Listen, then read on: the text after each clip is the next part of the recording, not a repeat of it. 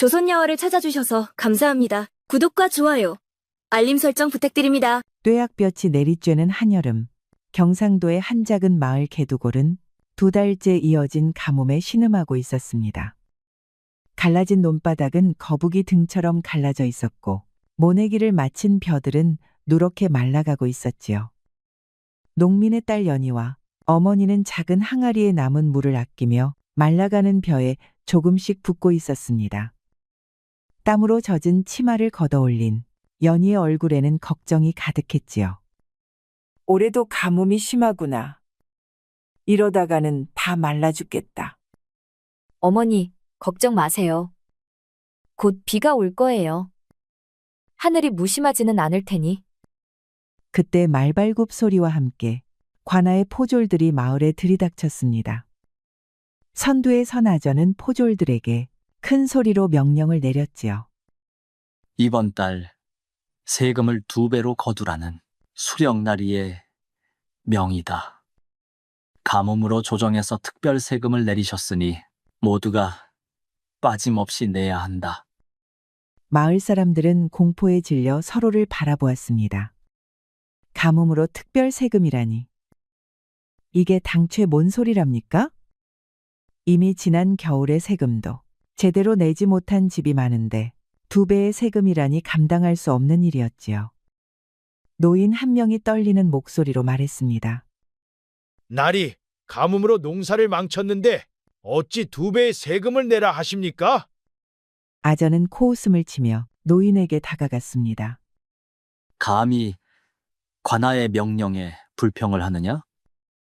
이번 주 안에 세금을 내지 못하는 자는 모두 노비로 팔릴 것이다. 그 말에 마을 사람들은 더욱 공포에 떨었습니다. 그날 밤 연희와 어머니는 작은 초가집에서 근심에 잠겨 있었습니다. 연희야, 우리에게 남은 곡식은 겨우 보름치다. 세금을 내면 굶어 죽을 것이고 내지 못하면 노비로 끌려갈 것이니. 그때 멀리서 들려오는 피리 소리가 밤 공기를 가르며 마을 전체에 퍼졌습니다. 구슬프면서도 어딘가 위로하는 듯한 곡조는 맑고 청아했습니다. 어머니, 저 피리 소리. 어제도 들었어요. 누가 이 밤중에 연주하는 걸까요? 소문에 의하면 관아의 악행에 맞서는 피리 부는 의적이 있다 하더구나. 연희는 창밖을 바라보며 피리 소리에 귀를 기울였습니다. 며칠 뒤 날카로운 고함 소리가 마을을 깨웠습니다. 아전이 노인의 머리채를 잡아 끌며 마을 사람들 앞에서 본보기를 보이고 있었지요. 이 늙은이가 감히 세금을 내지 않겠다고 버틴다. 모두 보아라. 관아의 명령을 거역하면 어떤 꼴이 되는지. 아전의 발길질에 노인은 먼지 속에 쓰러졌습니다. 마을 사람들은 공포에 질려 아무도 나서지 못했고 연희는 어머니 뒤에 숨어 떨고 있었지요. 아전날이 제발 며칠만 더 기다려주시면 어떻게든 마련하겠소이다. 시간은 끝났다. 오늘 해질녘까지 세금을 내지 못하는 집은 모두 관아로 끌려갈 것이다. 그때였습니다. 어디선가 피리 소리가 울려 퍼졌습니다. 그렇게 이목이 집중된 가운데 갑자기 숲에서 날카로운 바람 소리와 함께 화살 하나가 날아왔습니다. 화살은 아전의 가슴을 정확히 꿰뚫었지요. 아전은 놀란 눈으로 자신의 가슴을 내려다보았고 입에서 피를 토하며 그대로 쓰러졌습니다. 화살에는 작은 쪽지가 묶여 있었고 누군가 떨리는 손으로 그것을 펼쳐 읽었지요. 쪽지에는 불의한 자 천벌받으라라는 문구가 적혀 있었습니다. 수령은 분노로 얼굴이 붉게 달아올라 관아를 서성였습니다. 아전의 죽음 소식에 즉시 마을로 달려왔지만 범인의 흔적은 찾을 수 없었지요. 당장 마을을 뒤져라. 이 무례한 반역자를 찾아내어 효수하라. 포졸들이 마을 곳곳을 뒤지기 시작했습니다. 해가 저물 무렵 마을 사람들은 우물가에 모여 소곤거렸습니다. 피리 부는 의적이라 하더구나. 지난달 북쪽 마을에서도 악독한 상인을 혼내준 일이 있었다지. 전 영의정 가문의 후손이라는 소문도 있소이다. 억울하게 모함받아 가문이 몰락했다는. 연희는 그들의 대화를 들으며 가슴이 뛰었습니다. 마음속에 작은 희망이 싹 텄지요. 어머니, 정말 우리를 도와줄 사람이 나타난 걸까요? 하늘이 무심치 않은 게지. 하지만 조심하자. 우리도 괜한 화를 뒤집었을 수 있다. 그날 밤 문을 두드리는 거친 소리에 연희와 어머니는 잠에서 깨어났습니다. 날이 채 밝기도 전 포졸들이 초가집 문을 발로 차 열었지요. 관아의 명령이다. 세금을 내지 못한 죄를 물을 것이다. 무슨 죄목으로 우리를 체포한단 말이오? 우리는 법을 어긴 적이 없소이다. 세금 체납과 관아, 모욕죄다. 거짓말이에요. 우리는 아무 죄도 없어요. 포졸들이 어머니를 거칠게 끌어내자 연희는 물통을 들어 포졸에게 물을 끼얹었습니다. 물에 젖은 포졸이 미끄러져 넘어지자 잠시 혼란이 일었지요. 포졸들은 연희와 어머니의 손목에 밧줄을 묶었습니다. 주변에 모인 마을 사람들은 두려움에 떨며 아무도 나서지 못했지요. 그렇게 어머니는 끌려갔습니다. 관아 마당에서는 수령이 위조된 문서를 들고 선언하고 있었습니다. 김씨 가족은 세금을 체납하고 관아를 모욕한 죄로 노비로 전락한다. 이 여인은 내일 남부지방으로 팔려갈 것이다. 연희의 어머니는 고개를 숙인 채 눈물을 흘렸습니다. 딸아이는 아무 죄가 없습니다. 그러니 부디 풀어주십시오. 오냐, 마지막 자비로 딸려는 주방만 하겠다. 연희는 억울함에 목이 메어왔습니다. 그러자 어머니는 연희를 위로하며 말했습니다. 네 동생 월이를 찾거라. 이젠 내 유일한 피부치다. 연희는 충격에 얼어붙었습니다. 동생이라니? 그녀는 독자라고만 알고 있었지요. 동생이요? 무슨 말씀이세요? 네겐 쌍둥이 동생이 있다. 월이라고 큰 흉년 때 남부 해안 마을로 보냈단다. 부디 잘 살길 바란다. 마을로 돌아온 연희는 온몸이 멍들고 상처투성이었습니다. 마을 사람들은 그녀를 동정하는 눈빛으로 바라보았지만 누구도 도움의 손길을 내밀지 않았지요. 연희는 텅 빈 집으로 돌아가지 않고 산으로 향했습니다. 마음속에는 오직 절망만이 가득했지요. 어머니, 저는 살아갈 힘이 없어요. 그리고 월이라는 동생은 어떻게 찾아야 할지. 차가운 바람이 절벽 위로 불어왔습니다. 달빛만이 연희의 얼굴을 비추는 깊은 밤, 그녀는 절벽 끝에 서서 아래를 내려다보고 있었지요. 까마득한 아래로는 바위와 계곡물이 어둠 속에 희미하게 보였습니다. 농녀 연희는 텅 빈 눈으로 허공을 바라보았습니다.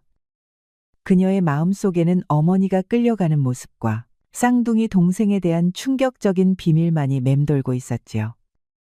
어머니, 저는 어머니도 구하지 못하고 동생도 찾을 수 없어요. 이렇게 살아봐야.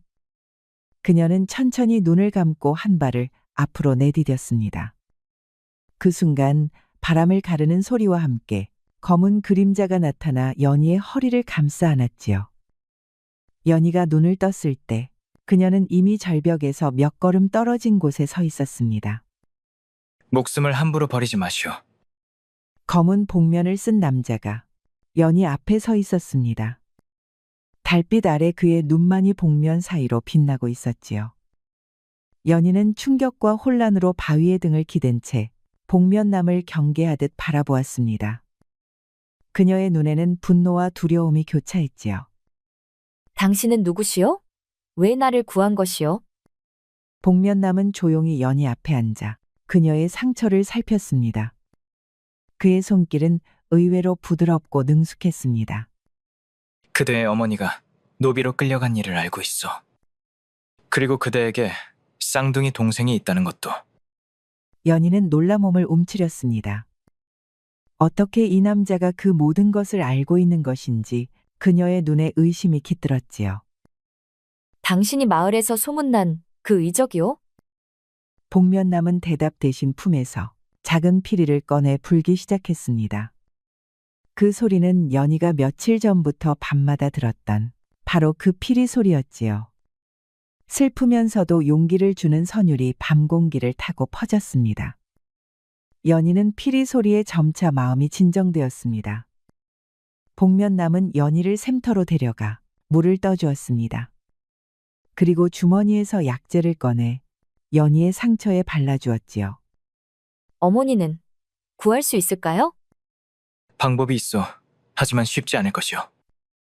그대가 나를 도와준다면 가능할지도. 동이 틀 무렵 복면남은 연희에게 손을 내밀었습니다. 그의 눈에는 단호함과 함께 따뜻함이 어려 있었지요. 나를 따라오시오. 연희는 잠시 망설였습니다. 이 낯선 남자를 믿어도 될지, 그가 정말 어머니를 구할 수 있을지 확신할 수 없었지요. 하지만 그녀의 마음 한구석에는 작은 희망이 싹트고 있었습니다. 정말 어머니를 구할 수 있나요? 내 목숨을 걸고 약속하겠어. 연희는 깊은 숨을 들이신 후 천천히 복면남의 손을 잡았습니다. 동쪽 하늘이 밝아오기 시작했고 두 사람은 숲으로 향했지요. 아침 햇살이 숲 사이로 비치는 가운데 복면남은 연희를 이끌고 점점 더 깊은 숲속으로 들어갔습니다. 가파른 산길을 오르고 바위 틈을 지나며 복잡한 경로를 따라 움직였지요. 연희는 지친 몸을 이끌고 간신히 산해를 따라갔습니다. 도대체 어디로 가는 건가요? 길이 정말 험하네요. 그것이 바로 목적이오. 아무도 우리를 쫓아올 수 없도록. 마침내 그들은 높은 폭포 앞에 도착했습니다. 폭포수가 요란한 소리를 내며 떨어지고 있었고 주변은 안개로 가득했지요. 산에는 연희의 손을 잡고 폭포 옆으로 난 좁은 바위 틈을 따라 이동했습니다. 폭포 뒤로 들어가자 숨겨진 동굴 입구가 나타났지요. 연희가 동굴로 들어서다 낮은 천장에 머리를 부딪혔습니다. 조심하시오. 나도 처음에는 매번 머리를 부딪혔지. 연희는 놀랍게도 작은 웃음을 지었습니다. 어제의 절망 속에서는 상상할 수 없었던 일이었지요. 동굴 안으로 들어서자 예상 외로 넓고 정돈된 공간이 펼쳐졌습니다. 한쪽에는 작은 화로가 있어 따뜻했고 벽에는 횃불이 켜져 있었습니다. 책과 문서들이 정리되어 있었고 다양한 무기와 약재, 의복이 정갈하게 보관되어 있었지요. 이곳이 내 은신처요. 아마 그대는 첫 손님일 것이오. 당신은 정말 그 소문의 의적이군요. 사내는 천천히 고개를 끄덕이며 복면을 살짝 올려 입 주변을 드러냈습니다. 그는 진지한 표정으로 말했지요. 나는 부패한 관리들의 악행을 기록하고 억압받는 이들을 돕고 있어. 연희는 벽에 걸린 문서들을 살펴보았습니다. 그곳에는 수령과 관아의 비리, 불법적인 세금 징수, 노비 매매 기록들이 상세히 적혀 있었지요. 이 모든 것을 혼자서? 모든 마을에는 정의를 바라는 이들이 있어. 그들이 내게 정보를 전하고 나는 행동할 뿐이오. 사내는 작은 상자를 열어 약재를 꺼내 연희의 상처에 다시 발라주었습니다. 그의 손길은 부드럽고 능숙했지요. 그대의 어머니는 아직 관아에 있을 것이오. 내일 남부지방으로 보내질 예정이니 우리에겐 하루 시간이 있어. 어떻게 구할 수 있단 말이오? 관하는 경비가 삼엄할 텐데. 계획이 있어. 하지만 먼저 그대가 휴식을 취해야겠소. 내가 잠시 정보를 더 모아오겠소. 사내가 떠난 후 연희는 은신처를 둘러보았습니다. 구석에 놓인 작은 상자에서 그녀는 비단 천에 쌓인 물건을 발견했지요. 조심스레 펼쳐보니 그것은 양반가의 가족 문장이 새겨진 옥패였습니다. 연희는 의문의 찬눈으로 그 물건을 바라보았지요. 사내가 떠난 지 몇 시간, 연희는 불안하게 은신처를 서성였습니다. 어머니에 대한 걱정이 그녀의 마음을 채웠지요. 그녀는 결심했습니다. 직접 마을에 가서 어머니의 소식을 알아보기로 한 것입니다. 돌아올 때까지 언제까지 기다릴 수는 없어. 어머니는 지금 고통받고 계실 테니. 연희는 은신처에서 찾은 사내의 옷과 갓을 꺼내 입었습니다. 머리를 단정히 묶어 변장했지요. 그녀는 복면인이 알려준 비밀 통로를 따라 조심스레 밖으로 나섰습니다. 마을은 어제와 다른 분위기였습니다. 관아의 포졸들이 곳곳을 순찰하고 있었고 주민들은 불안한 눈빛으로 서로를 경계하고 있었지요. 연희는 갓을 깊이 눌러쓰고 낯선 청년처럼 걸음걸이를 바꾸어 마을로 들어섰습니다. 장터 한쪽에서 사람들이 모여 이야기하는 소리가 들렸습니다. 아전이 죽은 후로 수령이 미쳐 날뛰고 있다오. 밤마다 피리 소리가 들리면 벌벌 떤다지? 쉿! 조심하시오. 관아에서 밀정을 마을 곳곳에 심어놓았다 하오. 의적을 잡는 자에게 큰 상을 내린다 하니 연희는 놀라움을 감추며 계속 걸었습니다. 마을 사람들의 표정에서 공포와 함께 은밀한 희망을 읽을 수 있었지요. 의적의 활동이 수령의 압제를 조금이나마 약화시킨 것 같았습니다. 연희는 우물가에 다가갔습니다. 그곳에서 물을 깃는 노파에게 조심스레 말을 건넸지요. 할머니, 관아에 끌려간 김씨네 여인은 어찌 되었습니까? 아이고, 우리 연이 아니냐? 이게 무슨 차림새냐? 주변 사람들이 일제히 고개를 돌렸고 연희는 식은땀을 흘리며 노파의 입을 막으려 했습니다. 쉿, 할머니, 제발 조용히 하세요. 어머니 소식만 알려주세요. 네, 어머니는 내일 새벽 노비 상인들에게 넘겨질 예정이라더구나. 연희의 가슴이 무너져 내렸습니다. 내일이면 어머니를 영영 잃게 될지도 모른다는 생각에 눈앞이 캄캄해졌지요. 감사합니다. 할머니, 이만 가보겠습니다. 연희가 마을을 빠져나가려 할 때 그녀는 직감적으로 누군가 자신을 따라오고 있음을 느꼈습니다. 뒤를 돌아보니 관아의 밀정으로 보이는 남자가 그녀를 주시하고 있었지요. 연희는 가슴이 쿵쾅거리며 걸음을 재촉했습니다. 장터의 혼잡한 인파 속으로 몸을 숨겼지만 밀정의 시선이 계속 그녀를 쫓고 있었습니다. 어서 돌아가야 해. 의정님에게 알려야 해. 연희는 간신히 밀정을 따돌리고 은신처로 돌아왔습니다. 그녀가 도착했을 때 사내는 이미 돌아와 있었고 그녀의 부재에 걱정하고 있었지요. 어디 갔었소? 위험한 줄 알면서도. 어머니 소식이 걱정되어 마을에 다녀왔어요. 내일 새벽 어머니가 남부 지방으로 팔려간다고 합니다. 그렇다면 오늘 밤 행동해야겠소. 관아에 잠입하여 그대의 어머니를 구출하겠소. 두 사람은 밤이 깊어질 때까지 계획을 세웠습니다. 사내는 관아의 구조도를 펼쳐 보이며 침입 경로와 탈출로를 설명했고 연희는 주의 깊게 들었지요. 달이 구름에 가려 어두운 밤, 사내와 연희는 관아 담장 근처에 숨어 있었습니다. 둘 다 검은 옷을 입고 얼굴을 가리고 있었지요. 계획대로 움직이시오. 내가 먼저 들어가 경비를 제거하면 그대는 내 신호를 따라 들어오시오. 조심하세요. 마을에서 들으니 수령이 의적을 잡으려고 온갖 탐정을 설치했다고 해요. 사내는 가볍게 담장을 뛰어넘어 관아 안으로 사라졌습니다. 마치 바람처럼 소리 없고 빨랐지요. 잠시 후 작은 휘파람 소리가 들려왔고 연희도 담장을 넘었습니다. 관아 내부는 이상할 정도로 조용했습니다. 사내는 경계하며 앞장섰고 연희는 그를 바짝 따랐지요. 이윽고 노비들이 갇혀 있다는 창고로 향했습니다. 이상하오. 경비가 너무 적소. 그때였습니다. 갑자기 사방에서 횃불이 켜지며 포졸들이 나타났습니다. 이미 매복하고 있었던 것이지요. 드디어 잡았도다. 이 망할 도적놈, 내 놈의 정체를 밝혀라. 사내는 순간적으로 연희를 뒤로 밀어 보호하며 검을 뽑아들었습니다.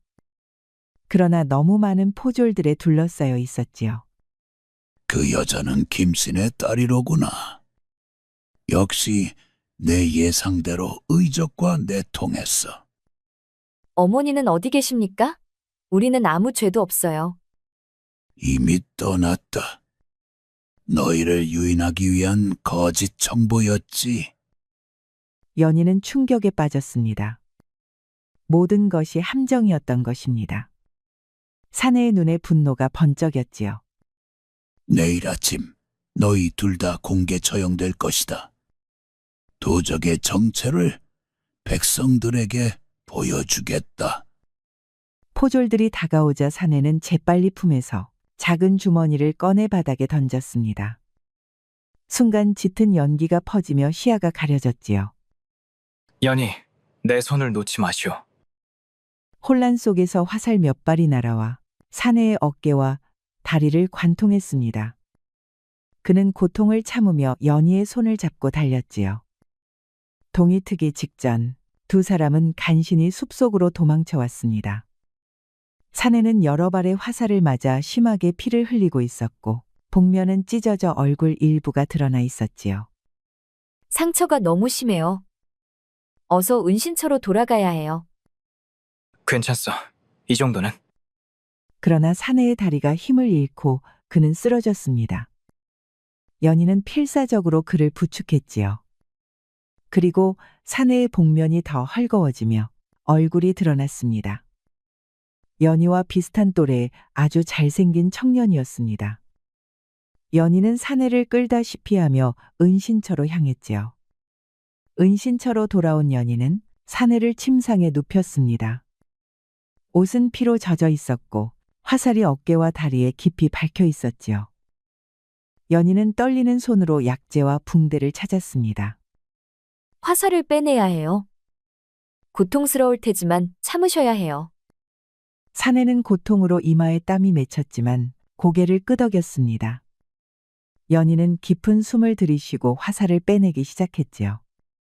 신음소리가 동굴 안에 울렸습니다. 화살을 모두 제거하고 상처를 씻은 후 연희는 은신처에서 찾은 약재로 상처를 치료했습니다. 허나 밤이 깊어갈수록 사내의 상태는 점점 악화되었습니다. 고열에 시달렸고 연희는 계속해서 차가운 물수건으로 이마를 닦아주었지요. 새벽빛이 동굴 입구로 희미하게 비쳐들 무렵 사내의 열이 조금 내렸습니다. 연희는 그제야 사내의 얼굴을 제대로 볼 수 있었지요. 사내는 천천히 눈을 떴습니다. 그는 자신의 얼굴이 드러났음을 깨닫고 잠시 침묵했지요. 내 이름은 도진이요. 전 영의정 송대감의 아들이었소. 연희는 충격의 말을 잇지 못했습니다. 영의정의 아들이라니 그가 왜 의적이 되었을까요? 5년 전 아버지께서 지방 관리들의 비리를 적발하려 하셨소. 그 중에는 지금의 수령도 있었지. 그들은 아버지를 모함하여 역적으로 몰았고 아버지는 유배를 가셨소. 얼마 후 자객에 의해 살해당하셨지. 그래서 의적이 되신 거군요. 가문은 몰락했고 나는 복수를 위해 이렇게 살아왔어. 부패한 관리들의 악행을 기록하고 억압받는 이들을 돕는 것이 내 삶의 이유가 되었소. 날있게 이렇게 무례하게 대했으니 죄송하옵니다. 부디 전처럼 대해주시오. 나는 이미 양반의 삶을 버린 사람이오. 두 사람의 눈이 마주쳤고 그 순간 서로에 대한 감정이 싹트고 있었습니다. 그대의 어머니를 구하고 수령의 악행을 폭로할 새로운 계획을 세워야겠소. 며칠이 지나자 도진의 상처는 점차 나아졌습니다. 연희의 정성 어린 간호 덕분이었지요. 아침 햇살이 폭포 사이로 비쳐 들어오는 은신처에서 도진이는 조심스레 몸을 일으켜 앉았습니다. 그대가 아니었다면 내 목숨은 위태로웠을 것이오. 나리께서는 이제 많이 나아지셨군요. 내가 양반이라고 해서 그리 공손할 필요는 없소. 오히려 내가 그대에게 빚을 졌소. 연희, 그대는 글을 읽을 줄 아시오? 아버지께서 살아계실 때 조금 가르쳐 주셨지요? 많이 알지는 못합니다만 도진이는 놀라움을 감추지 못했습니다. 농민 여인이 그를 안다는 것은 흔치 않은 일이었지요. 어머니를 구할 계획은 어떻게 되었습니까? 해가 저물 무렵 두 사람은 탁자에 앉아 새로운 계획을 세웠습니다. 도진이는 지도를 펼쳐놓고 남부지방으로 가는 노비 상인들의 경로를 표시했지요. 내게 아직 조정에 남아있는 인맥이 있어. 그들을 통해 수령의 비리를 알릴 증거를 모으고 있지. 하지만 그 전에 그대의 어머니를 찾아야 하오. 어머니가 계신 곳을 어떻게 알 수 있을까요? 노비 상인들은 정해진 경로로 움직여. 내 추측으로는 이 마을을 거쳐 남부 해안으로 갔을 것이오. 연희는 지도를 보며 생각에 잠겼습니다. 그때 도진이는 조심스레 그녀의 손을 잡았지요. 그 손길에 연희의 심장이 빠르게 뛰었습니다. 반드시 찾을 것이오. 약속하겠소. 두 사람의 눈이 마주쳤고 그 안에는 말로 표현하지 못한 감정이 담겨 있었습니다. 도진이는 천천히 연희에게 다가가 이마에 입을 맞추었지요. 날이 이런 마음을 품어도 되는 것인지. 이 세상의 법도보다 마음의 법도가 더 중요하다고 생각하오. 그대를 만난 것은 내 삶의 가장 큰 행운이오. 밤이 깊어가는 동안 두 사람은 서로의 이야기를 나누었습니다. 도진이는 자신의 어린 시절과 가문의 영광, 그리고 몰락의 과정을 들려주었고, 연희는 어머니와의 추억과 농사일의 고단함, 그리고 쌍둥이 동생에 대한 궁금증을 나누었지요. 도진이는 피리를 불어주었습니다. 그 소리는 마치 두 사람의 마음을 하나로 엮어주는 실과 같았지요.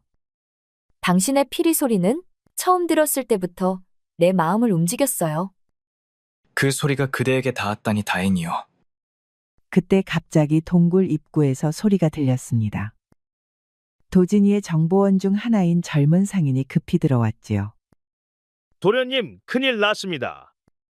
내일 아침 연희의 어머니가 공개 처형된다는 소식입니다. 어찌된 일이오? 수령이 의적을 유인하기 위한 계략이라고 합니다. 노비로 팔아 넘긴다는 것은 거짓 정보였고 실제로는 내내 관아에 있었다고 합니다. 서둘러야 하오. 이번에는 반드시 성공할 것이오. 새벽 안개가 관아 마당을 뒤덮은 가운데 처형대가 세워져 있었습니다. 마을 사람들이 모여들기 시작했고 포졸들은 사방에 배치되어 경계를 서고 있었지요. 수령은 높은 자리에 앉아 의기양양한 표정이었습니다. 어머니가 포졸들에게 끌려 나왔습니다. 그녀는 며칠간의 고문으로 초췌해진 모습이었습니다. 처형대 위에 무릎을 꿇었습니다. 이 여인은 의적과 내통한 죄로 오늘 처형될 것이다. 이것이 관아의 명령을 거역하는 자의 말로다. 관아 지붕 위에서 도진이와 연희는 상황을 지켜보고 있었습니다. 두 사람은 밤새 계획을 세웠고 도진이는 활을 들고 기회를 엿보고 있었지요. 내가 신호를 보내면 그대는 동쪽 담장으로 빠져나가시오. 내가 어머니를 구해 그곳으로 데려가겠소. 포졸이 많아요. 함정일지도 모릅니다. 걱정 마시오. 이번에는 반드시 성공할 것이오. 수령이 처형 명령을 내리려는 순간 도진이의 화살이 처형인의 칼을 정확히 맞춰 떨어뜨렸습니다. 순간 혼란에 빠졌고 도진이는 뛰어내려 어머니를 향해 달려갔지요. 허나 숨어있던 수십 명의 포졸들이 일제히 나타나 도진이를 포위했습니다. 드디어 나타났구나.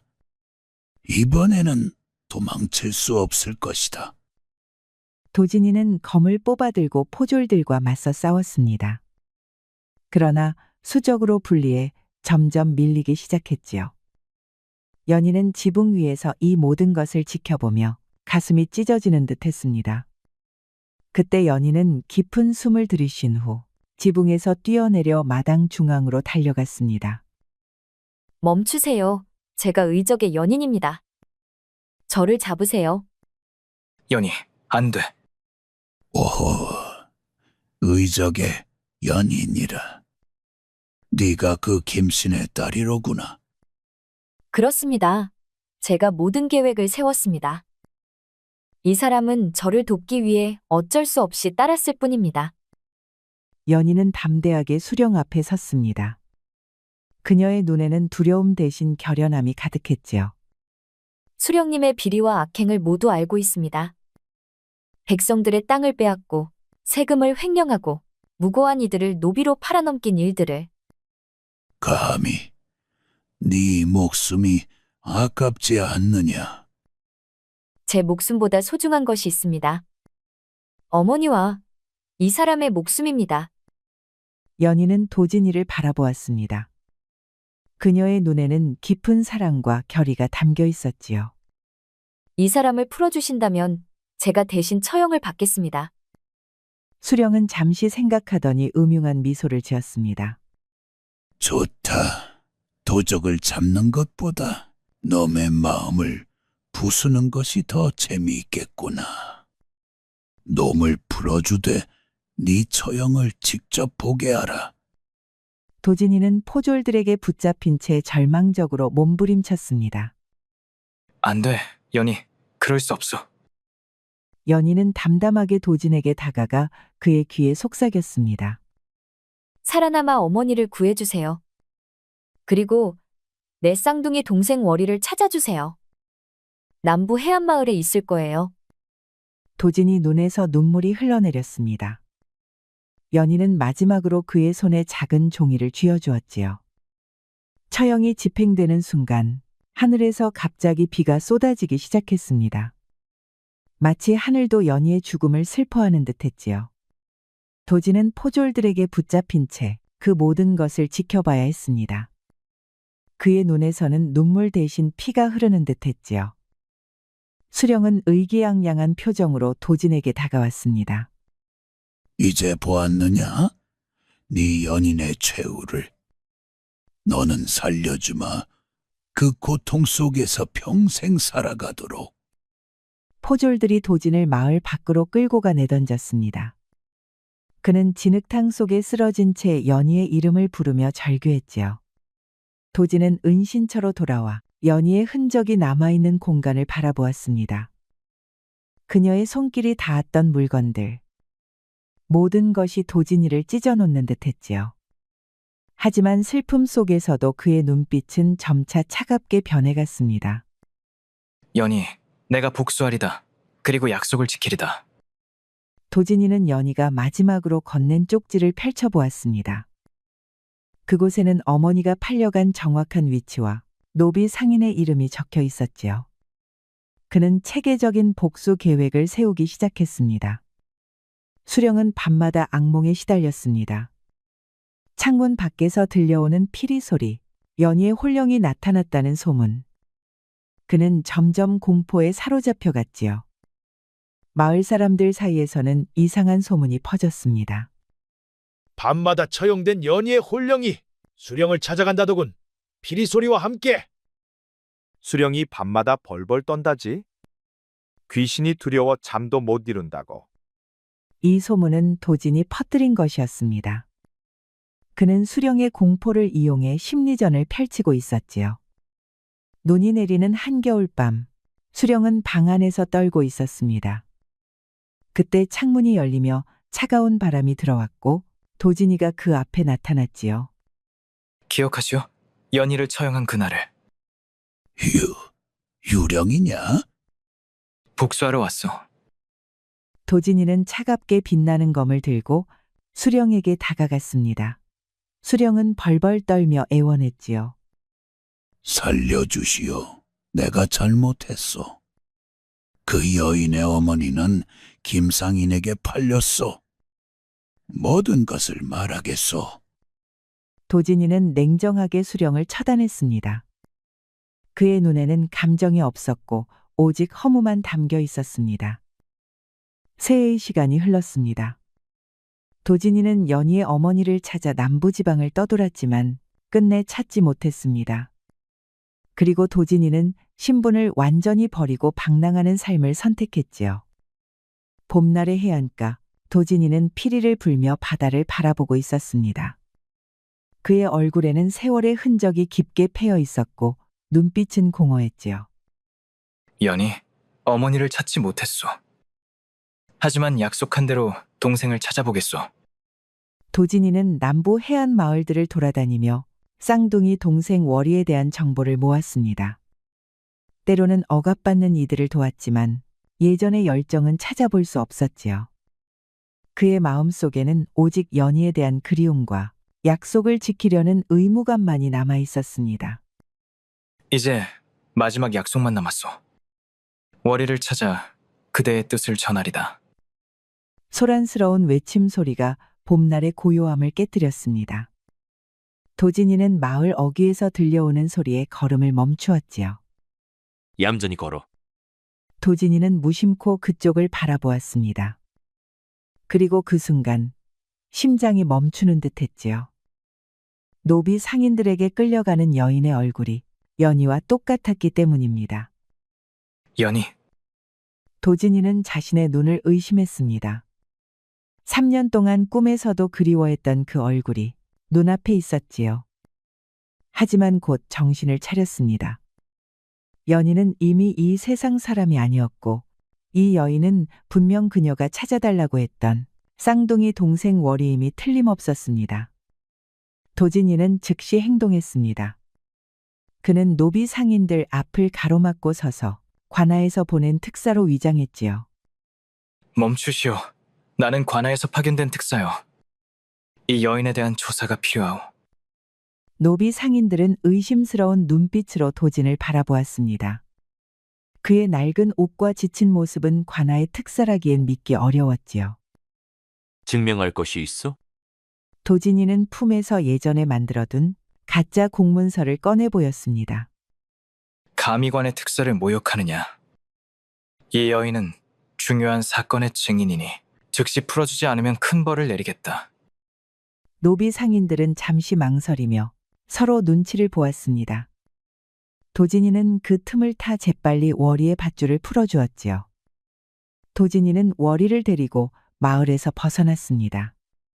안전한 거리에 이르자 그는 월이를 자세히 바라보았지요. 정말 연희와 똑같은 얼굴이었습니다. 다만 눈빛이 조금 더 여려 보였고 표정은 더 조용했지요. 그대의 이름이 월이가 맞소?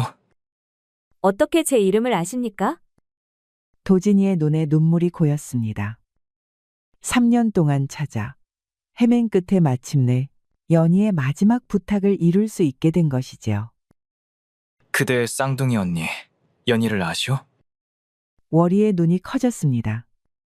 어린 시절의 희미한 기억 속에서 자신과 똑같이 생긴 아이를 떠올렸지요. 언니? 제게 쌍둥이 언니가 있었나요? 도진이는 깊은 숨을 들이쉬었습니다. 그는 월이에게 모든 이야기를 들려주어야 했지요. 연희와의 만남, 그녀의 희생, 그리고 약속. 긴 이야기요. 함께 걸으며 들려드리겠소. 봄날의 햇살이 두 사람의 여행길을 비추었습니다. 도진이와 월이는 며칠째 함께 길을 걸으며 이야기를 나누고 있었지요. 연희는 항상 직설적이고 열정적이었어. 그대는 더 조용하고 사려 깊은 것 같소. 양부모님께서 늘 생각한 후에 행동하라고 가르치셨어요. 그분들이 돌아가신 후 노비로 팔렸을 때도 저는 항상 상황을 먼저 살피는 습관이 있었지요. 도진이는 월이를 바라보며 연희의 모습을 찾으려 했지만 점점 그녀만의 독특한 개성을 발견하게 되었습니다. 같은 얼굴이지만 전혀 다른 영혼을 가진 사람이었지요. 여행 중 들른 작은 마을 주막에서 주모가 그들을 부부로 오해했습니다. 두 분, 방은 하나로 준비해 드릴까요? 도진이와 월이는 동시에 당황의 말을 더듬었고 서로 눈을 피하며 어색해했습니다. 잠시 후 두 사람은 동시에 웃음을 터뜨렸지요. 다음 날 그들이 머문 마을에서 지주와 소장농들 사이에 분쟁이 일어났습니다. 도진이는 과거처럼 무력으로 해결하려 했지만 월이는 다른 방식을 택했지요. 잠시만요. 제가 한번 이야기해 보겠습니다. 월이는 양쪽의 이야기를 차분히 듣고 마을 어른들을 모아 중재안을 제시했습니다. 그녀의 지혜로운 말과 따뜻한 태도에 사람들은 점차 마음을 열었고 분쟁은 평화롭게 해결되었지요. 도진이는 놀란 눈으로 월이를 바라보았습니다. 연이라면 분명 정의를 위해 즉각적으로 행동했을 테지만 월이는 인내와 지혜로 문제를 해결했지요. 그대는 정말 놀라운 사람이요.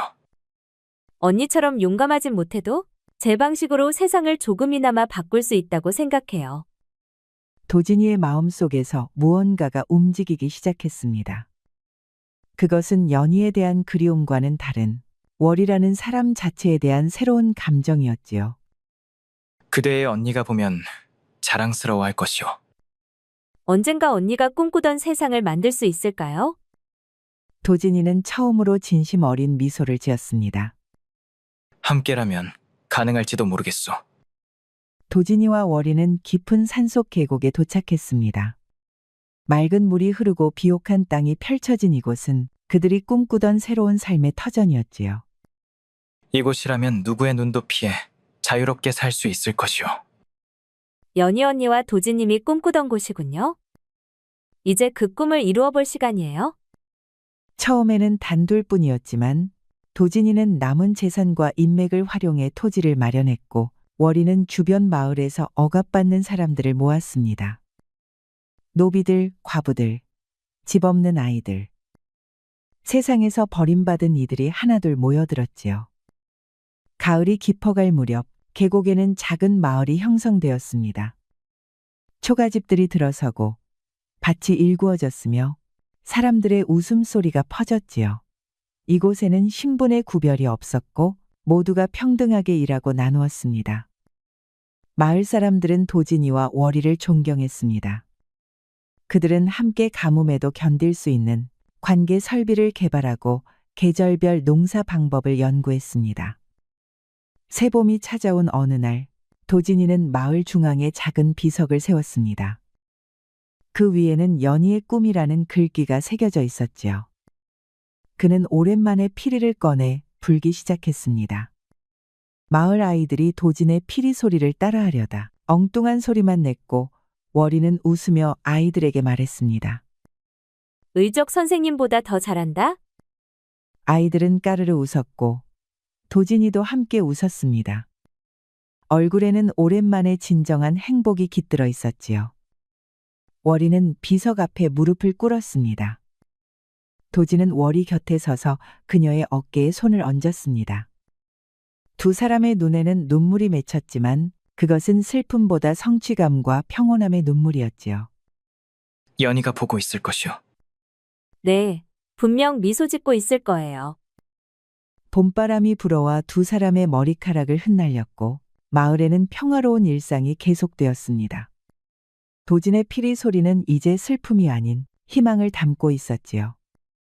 우리 이야기가 여러분들에게 조금이나마 재미를 선사할 수 있기를 바랍니다. 다른 재미있는 영상도 많으니 즐겁게 봐주세요. 그럼 여러분 모두 행복하고 즐거운 시간 되세요. 우리 이야기가 여러분들에게 조금이나마 재미를 선사할 수 있기를 바랍니다. 다른 재미있는 영상도 많으니 즐겁게 봐주세요. 그럼 여러분 모두 행복하고 즐거운 시간 되세요.